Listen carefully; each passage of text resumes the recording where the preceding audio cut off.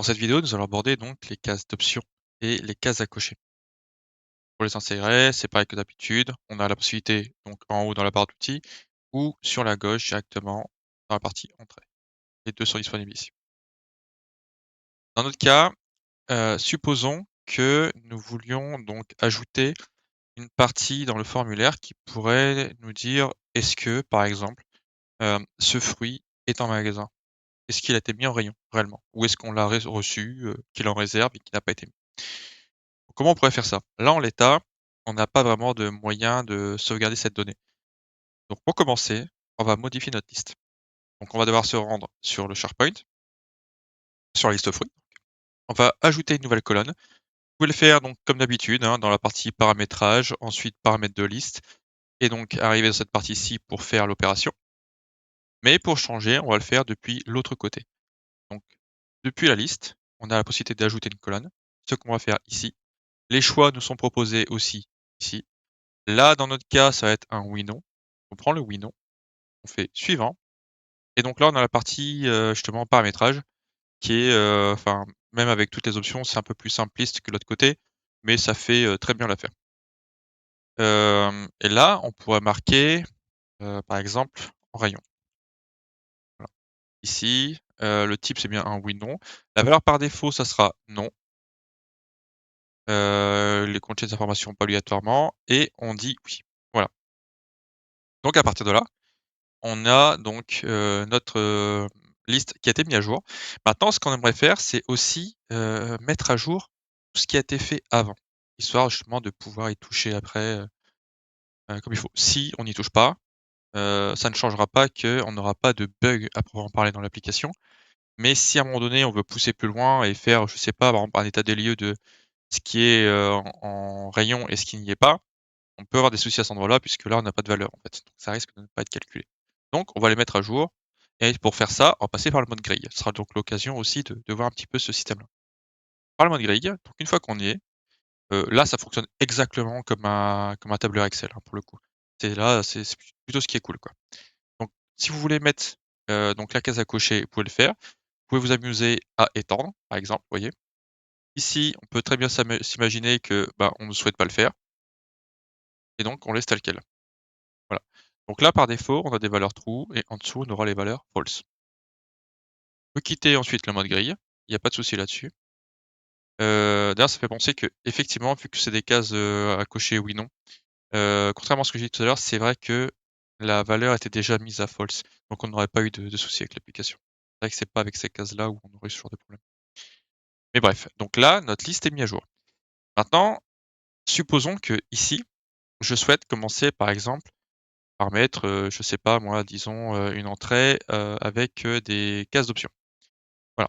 Donc les cases d'options, par défaut, donc elles ont le choix 1 et le choix 2.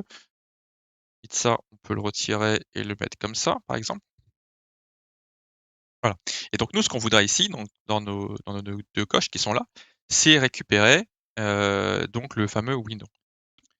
Et donc pour récupérer le oui, non, on aurait plusieurs possibilités qui nous seraient offertes. La première, ça serait, par exemple, d'aller donc taper dans la liste, fruits, puis en rayon, où là, on aurait, le même problème que ce qu'on a eu avec la liste, à savoir qu'on récupérait donc toutes les valeurs de ce qu'on a.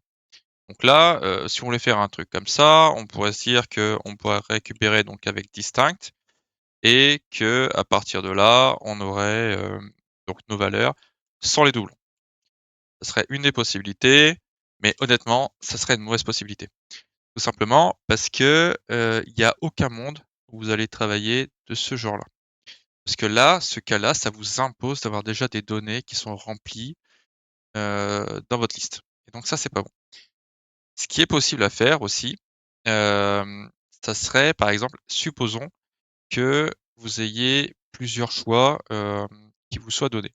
Par exemple, on pourrait imaginer qu'on aurait, donc, plutôt que d'avoir un oui/non, on aurait donc des valeurs texte du style, en rayon, en phase de transition, dans les stocks, en acheminement, tout ce que vous voulez. Donc à ce moment-là, il serait plus intéressant de passer par, une liste, plus, donc qui serait administrée à côté et donc dans ce cas-là, on irait donc avec un choice On taperait donc la liste de notre administration qui pourrait s'appeler, état, produit par exemple. On le mettrait comme ça et donc on aurait donc, on pourrait avoir donc notre choice, qui nous tape là-dessus. Le problème étant que là, on n'a pas cette fameuse liste. Donc ça, c'est quelque chose qu'on verra plus tard, lorsqu'on commencera donc à taper cette fameuse véritable application. On pourra faire des trucs dans le style. Donc là, pour le coup, ce qu'on pourrait faire, c'est tout simplement mettre un tableau manuellement et donc qui comprendrait, donc 2 valeurs, donc le oui et le non. Donc le oui en 1 paramètre pour le mettre tout en dessous et le non par défaut. Pourquoi ici je me permets de mettre des valeurs en dur plutôt que des valeurs qui sortent d'une base de données? C'est tout simplement parce qu'on est dans une case à cocher qui a pour valeur oui, non et donc cette valeur-là, théoriquement, n'est pas censée bouger et donc on peut faire ce genre de principe. Voilà. Donc on aurait ça. Maintenant, si je veux intégrer ça, donc dans ma liste, donc pareil, hein, là on va faire donc un radio de en rayon par exemple, voilà,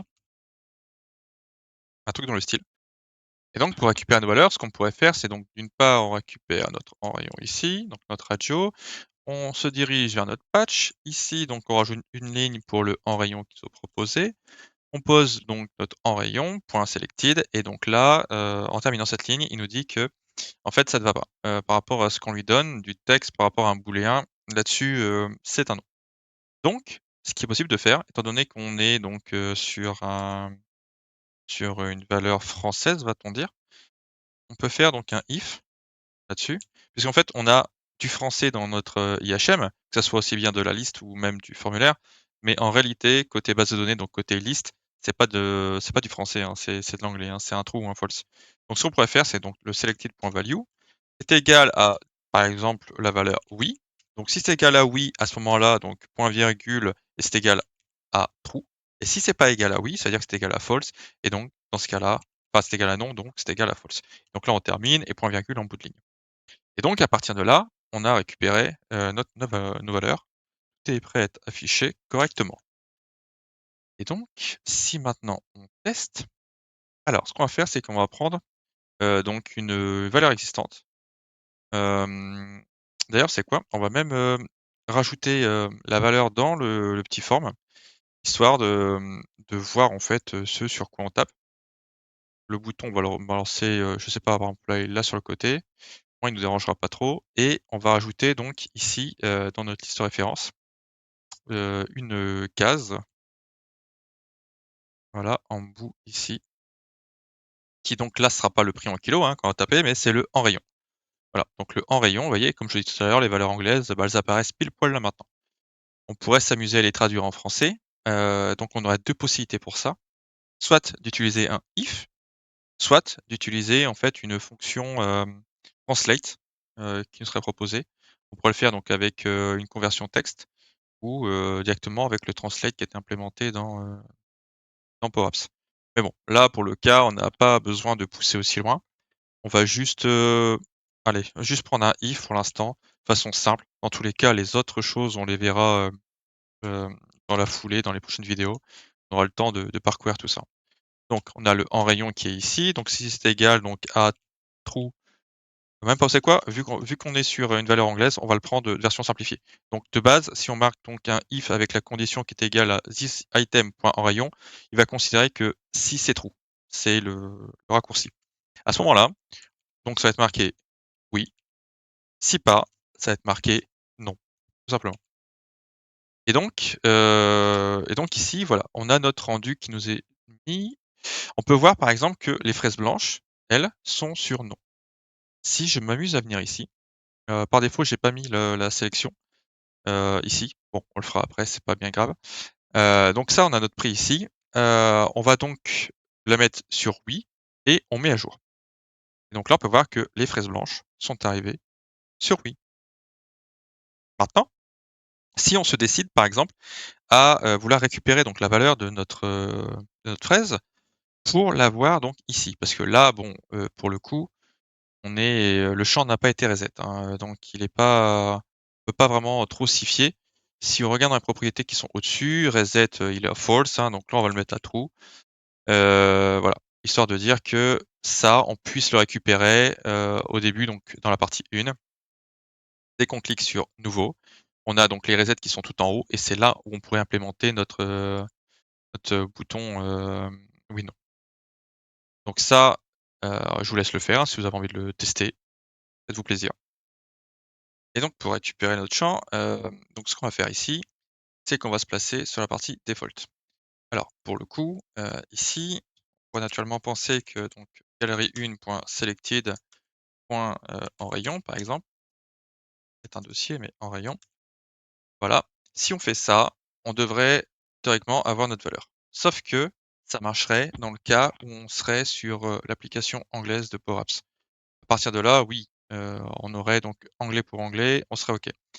Le problème étant que d'un côté, nous, on a de l'anglais et c'est d'ailleurs pour ça qu'on a dû convertir la valeur ici dans l'affichage. Donc on a un true et un false et ici, on a un oui et un non. Donc ça, c'est pas bon. Pour pallier à ça, ce qu'on va faire, c'est qu'on va tout simplement utiliser un if. Donc, if, la galerie qui est derrière, donc est égal donc à true, ce qui donnera le champ oui, sinon ça donnera non. Et donc là, naturellement, on récupère notre valeur. On a bien le oui pour, la ligne qui est sélectionnée. Donc nous, c'était la fraise blanche. Donc là, on est sur oui avec les valeurs. Si on revient sur, la fraise tout court qui est sur non, on arrive et elle est sur non. Le problème, comme vous avez vu juste avant, c'est que là, quand je clique sur nouveau, donc sur les, isEdit et sur false et pourtant j'ai une valeur de sélectionné, puisque lui détecte quand même qu'il y a une ligne qui est sélectionnée dans la galerie. Pour pallier à ça, on peut très bien utiliser, c'est le isEdit qui est ici. Le isEdit qui est là, on peut le récupérer et surtout, on peut l'implémenter dedans. Donc, ce qu'il faudrait rajouter ici, on pourrait faire une double condition avec, donc, un if fabriqué dans un if, mais on peut faire aussi ça en implémentant donc le isEdit dans la condition. Donc on peut faire très bien le isEdit et le rayon selected est égal à comme ça. Donc ça veut dire que là, j'ai 2 conditions pour avoir mon rendu. Il me faut que je sois en mode édition, plus il me faut que la valeur qui est en rayon soit égale à true pour avoir le oui. Sinon, par défaut, j'aurai non. Et donc là, si on s'en va donc sur un nouveau fruit, je suis sur non. Le Marseille, c'est juste la liste, hein. Là-dessus, c'est normal qu'il y ait une valeur ici.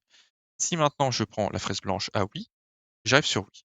Si maintenant je retourne sur les, fraises qui sont sur non, je suis bien sur non. Si maintenant je me mets sur la cerise qui est sur oui, j'ai mon oui. Et si je me décide de créer donc une nouvelle entrée, je suis sur non. Là-dessus, on est tout bon. Donc c'est comme ça qu'on peut implémenter, donc ce genre, de petite entrée de valeur, quoi. L'autre option qu'on aurait aussi maintenant, c'est d'utiliser donc, les cases à cocher. Les cases à cocher, pour le coup, ça fonctionne différemment. Si on a besoin d'avoir, donc pareil que là, un oui et un non, et ben, en réalité, ça veut dire que ici, il me faut 2 cases à cocher. Donc ça veut dire qu'on aurait donc la checkbox oui et ensuite on aurait donc celle en dessous, la checkbox non. Effectivement, ici, là, non. Donc ici, en termes de valeur de texte, si on regarde, donc on a option, on a dit que c'était là oui ici. J'ai pas renommé, tiens. Oui, effectivement, j'ai pas renommé rien. Je pensais l'avoir validé, mais non. Oui, effectivement. Efface tout. Donc la première, voilà, donc oui, ici. Et donc ça veut dire que mon option là, je la remplace par oui. En dessous, je remplace par non et là-dessus, on est tout bon. Voilà. Et donc ça veut dire que là, pour ce genre de case, je peux très bien sectionner les 2. Ça, c'est ce qu'on ne retrouve pas de l'autre côté. C'est pour ça que le cas d'utilisation n'est pas vraiment le même. Supposons que, par exemple, donc là, on avait un cas qui était cohérent avec est-ce que c'est mis en rayon ou pas, donc le oui ou le non. Mais dans ces cases-là, on pourrait donc plutôt avoir un autre système. Imaginons que, on a par exemple, un dossier, où on a besoin d'avoir des checks. pour savoir, est-ce que le dossier, est rentré, en traitement? Est-ce qu'on a tel élément de pièce? Est-ce qu'on a récupéré, telle information? Sur 2 choses et donc on pourrait se mettre des cases à cocher comme ça. Ça serait plus un cas qui serait cohérent avec ce genre de choses. Et maintenant, le problème c'est que ça, on ne l'a pas. Donc et bon, je pense que ça sert à rien de l'implémenter dans la liste actuellement parce que, pareil, encore une fois, ça, c'est quelque chose qu'on va plus pousser après. Mais si ça, on voulait, récupérer, la chose, si on voulait faire un équivalent de ce qu'on avait avant avec ce truc-là, on pourrait très bien imaginer qu'on ne garde qu'une seule case à cocher, donc là, oui et donc ça veut dire que, si on récupère ça, par exemple, on se décide d'afficher la valeur dans une étiquette pour voir un petit peu le rendu avant de s'amuser à faire des enregistrements. Donc on a notre valeur, ici, on va marquer donc la value et donc on chain avec une esperluette et on met la valeur donc ici donc selected et la value, voilà. Et donc là, on est sur false. Par contre, si je viens à cocher, on est sur vrai et ainsi de suite. Et donc là, plutôt que d'avoir un oui, non, on pourrait imaginer qu'on change pour savoir, en rayon, par exemple. Est-ce que c'est en rayon? Oui ou non? Bon après le côté case à cocher est peut-être un peu moins parlant que d'avoir directement oui, non pour ce genre de cas, mais c'est une possibilité. Donc si on veut avoir ça, eh bien, donc on peut très bien utiliser ce genre de système-là. La checkbox, on va même renommer donc en rayon, voilà. On récupère, on s'en va au niveau de nos enregistrements. On va ensuite donc changer le bouton radio qui est ici avec le selected justement par notre checkbox, voilà. On fait la même chose en dessous et à partir de là, on a, notre, formulaire qui fonctionne pareil, mais avec une case à cocher. Si on regarde, par exemple, pour la pomme qui est ici, on s'amuse à regarder est-ce que c'est en rayon, la pomme était sur, oui, hein, pour le coup. Voilà. Donc est-ce que c'est en rayon? On va dire que non. Hop là et notre pomme est passée sur non. Tout compte fait, je me suis trompé, la pomme est en rayon. Je mets oui et je mets à jour. Donc, il semblait bien l'avoir mis correctement. Sauf que là, en fait, je me rends compte que j'ai fait une erreur ici. L'erreur, si vous avez suivi le rendu de l'écran juste avant, en fait, ce qui se passe, c'est quelque chose de tout bête, mais dans la partie mise à jour, ici, donc j'ai rajouté mon en rayon ici. Le en rayon fonctionne, sauf que on a le default qui est ici. Là, ici, on est dans le cas d'un nouvel ajout, pas d'une mise à jour comme ce qu'on essaie de faire depuis tout à l'heure. Donc, le en rayon, en réalité, c'est ici qui doit être modifié.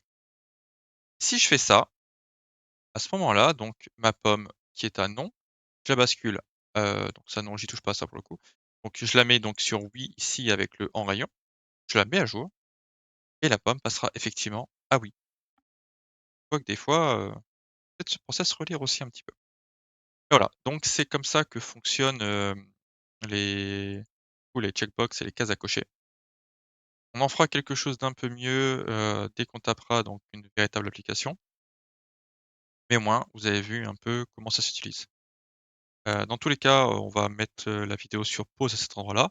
On reprendra donc pour la prochaine vidéo et encore une fois, je vous remercie d'avoir suivi. Si jamais vous avez des commentaires, des questions, quoi qu'est-ce, vous hésitez pas, c'est fait en dessous pour ça, il n'y a pas de problème.